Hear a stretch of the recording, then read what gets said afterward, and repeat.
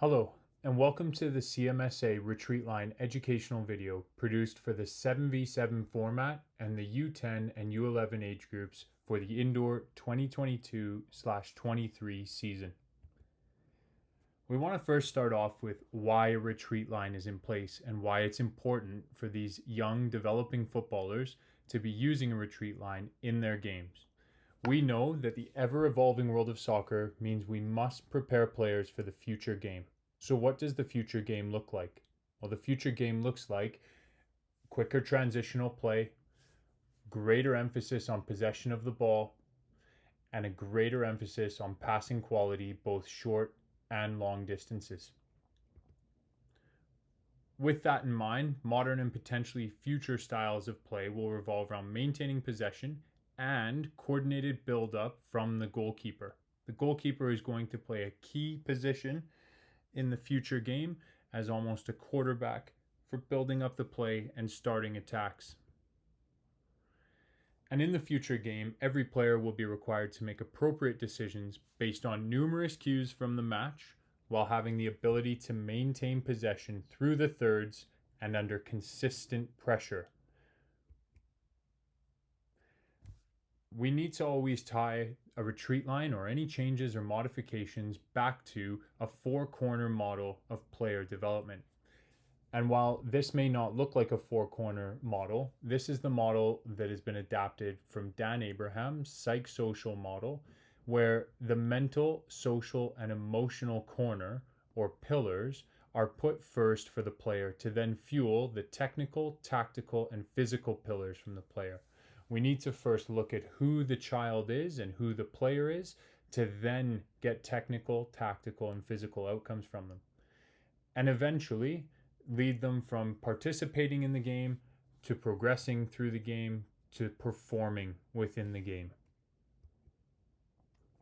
Some of these outcomes that we're looking for from a retreat line will be from the technical lens, improved ability for short passing and receiving the ball on a half turn, improved ability for penetrating passes through opponents, and the improved body orientation when receiving the ball to either face forward or to retain possession.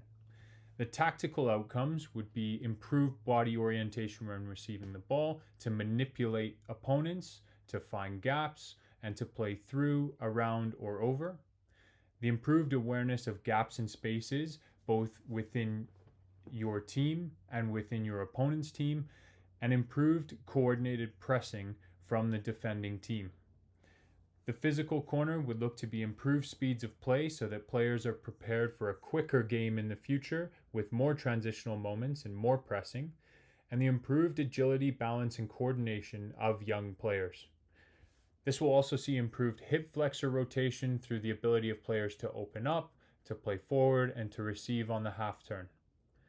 And from the mental, social, and emotional corner, improved decision making and risk assessment skills, and improved awareness skills of what's going on with their own team, with themselves, and with the opponents, as well as the game situation that presents itself.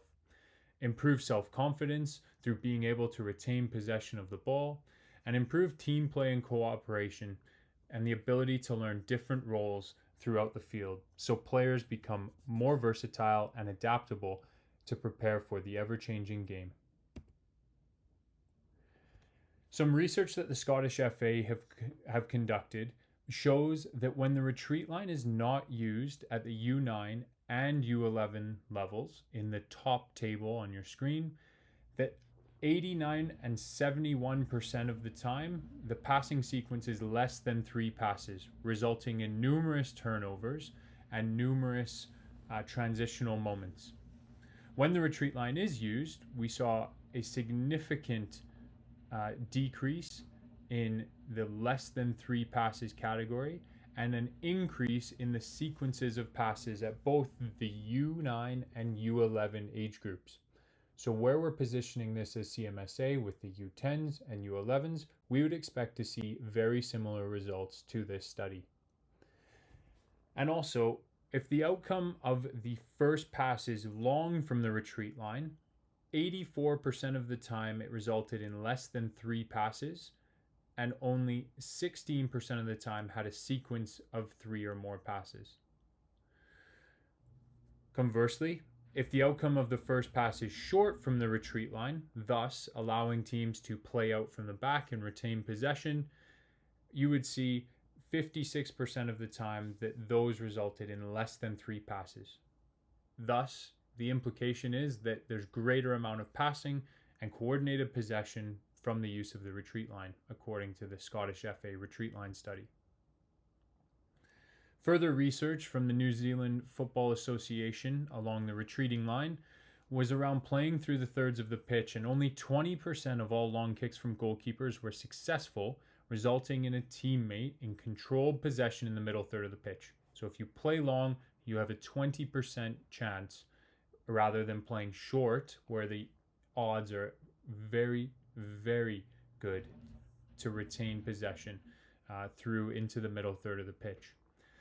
52% as an increase in controlled possession in midfield areas occurred after playing out from the back using shorter passes.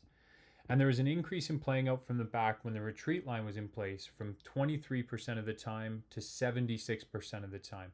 So we're actively encouraging our young players to be playing out of the back and to be maintaining possession of the ball.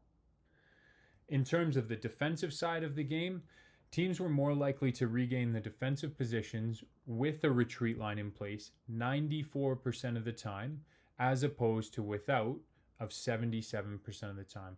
This will allow coaches and players to learn coordinated pressing tactics to then regain possession of the ball and make it more difficult for the players who are in possession at that time. Some coach and player feedback from the New Zealand Football Association. 83% thought the rule had a positive impact on the game. 90% stated the rule was easy for coaches to understand, and 86% stated that the rule was easy for players to understand.